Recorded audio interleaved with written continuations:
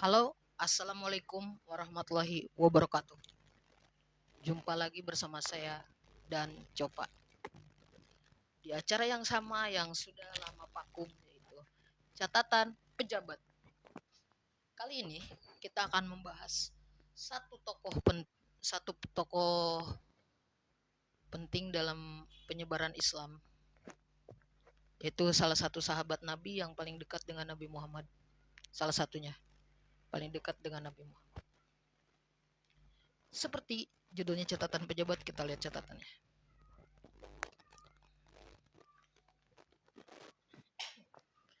Pernah gak sih kita buka rekening bank, terus jantung tiba-tiba deg-degan karena saldonya menipis? Saya pernah. Dan dari situ saya sadar kita ini sering takut sama yang namanya nol.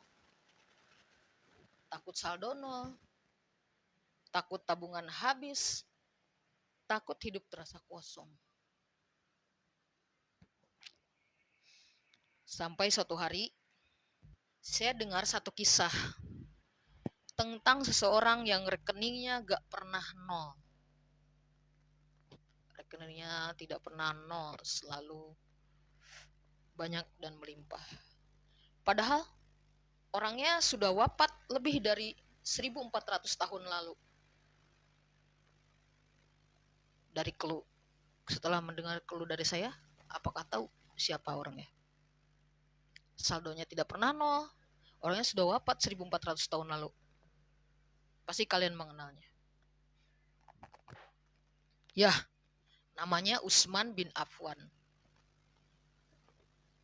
Utsman ini pedagang, orangnya lembut, akhlaknya halus, dan beliau sangat kaya. Tapi anehnya, tidak ada yang pernah melihat hartanya menumpuk setinggi-tingginya. Entah flexing kayak zaman-zaman sekarang, tidak ada. Tidak pernah melihat Utsman bin Affan flexing di zaman itu. Karena setiap kali harta datang, ia seperti tidak tega menyimpan hartanya terlalu lama. Bagi Utsman, punya itu bukan untuk ditahan tapi untuk dilepaskan. Suatu hari di Madinah, air jadi barang mahal. Orang-orang susah minum. Sumur-sumur dikuasai oleh orang-orang kaya. Lalu Rasulullah berkata, siapa yang mau membeli sumur itu dan mewakafkannya baginya surga? Semua diam karena harganya tidak murah saat itu.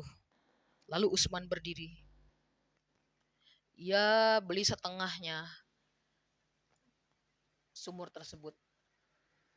Satu riwayat menyatakan bahwa beli setengahnya, jadi jatahnya itu sehari sumur itu milik Utsman, sehari sumur itu milik seorang orang kaya Yahudi, ya kan?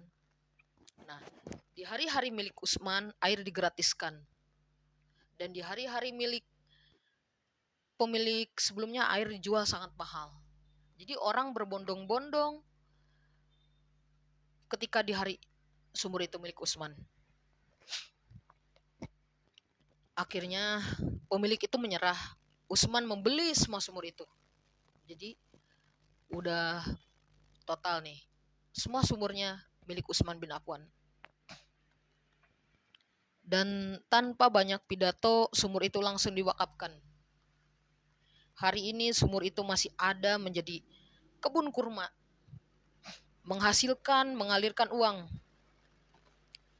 Dan yang luar biasa, hasilnya disalurkan melalui sebuah rekening atas nama wakaf Utsman bin Affan.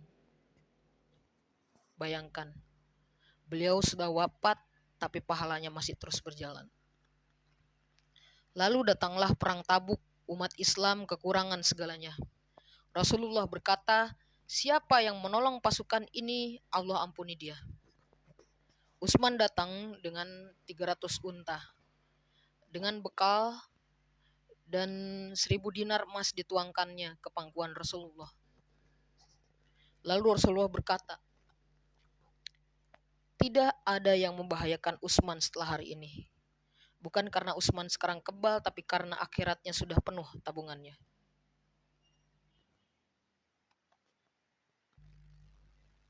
Nah, pertanyaan saya,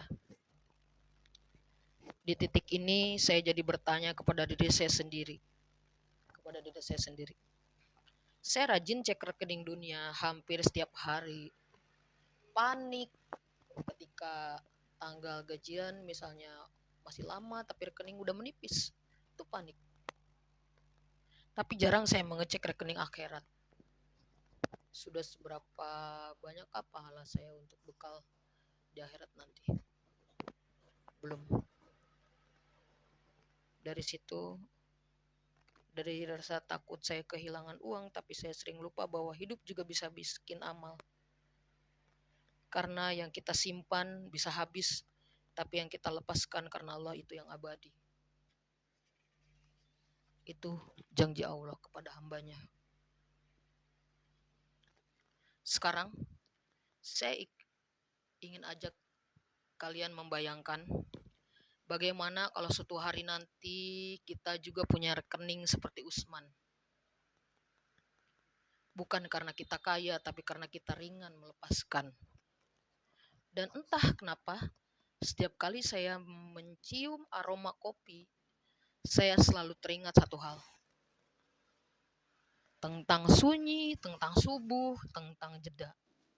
Tentang hidup yang tidak selalu harus bising.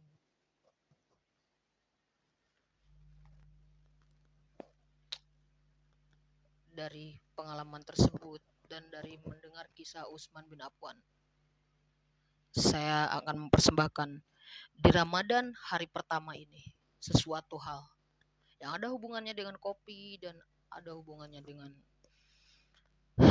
mencintai seseorang karena Allah Subhanahu wa taala. Bukan karena dia cantik, bukan karena pokoknya ini representasi kebucinan aku pada Yang Maha Kuasa. Pelan-pelan tapi pasti aku semakin akan mendekatkan diri padanya. Dan lewat parfum yang kuberi nama Gahwaruhi. Ini hasil kolaborasiku dengan 5 janah parfum aroma kopi. Memiliki 3 aroma, ada kopi tubruk Aceh, ada kopi dan teh, ada kopi latte. Dan apa hubungannya parfum ini dengan kisah Utsman bin Affan tadi? Ada. Jadi parfum ini harganya 50.000 dengan komposisi 30 mili.